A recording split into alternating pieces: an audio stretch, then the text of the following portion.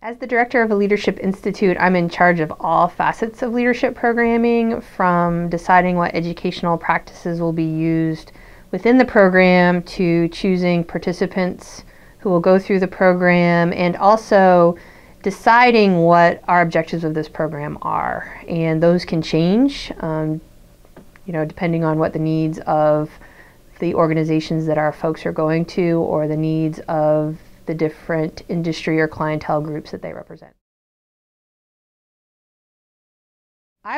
In my program, I work with individuals who represent private industry.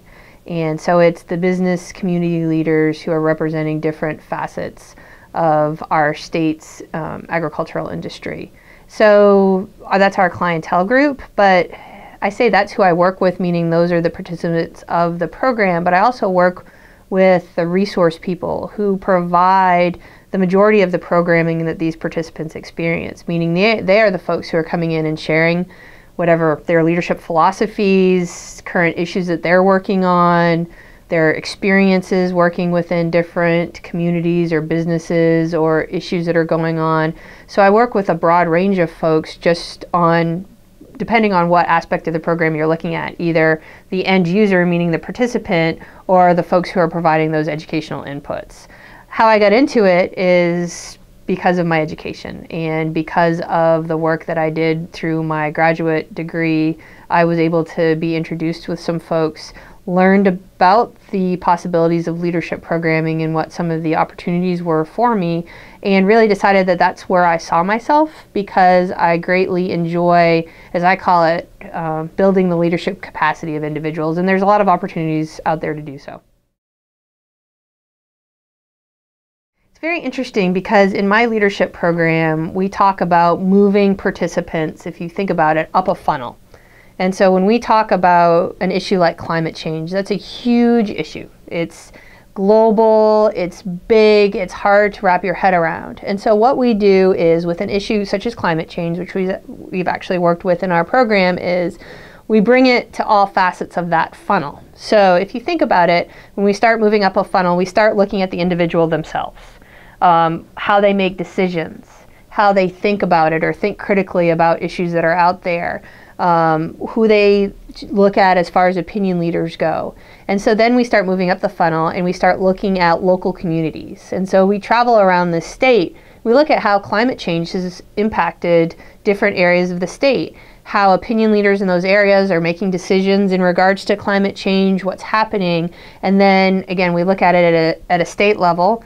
Then we look at it nationally. So we visit a different area of the country and see how they're dealing with issues of climate change. And we also go to Washington, D.C., talk about policymakers who are making legislation now on climate change at that national level. And then finally, again, when we get to the top of the funnel, very broad, is we look at an issue like that globally. And so we take an international trip. We go on an international experience and we look at how different countries are now dealing with the issue of climate change. And what the hope is that our participants will come back to their own communities, to their own businesses, and be better informed, be able to see climate change from a lot of different perspectives, so then they can make their own opinions on climate change. And not only can they make their own opinions, but then they can talk about these opinions with other people, because now they're looked at as the leader. And so people will come to them for their opinions on this issue.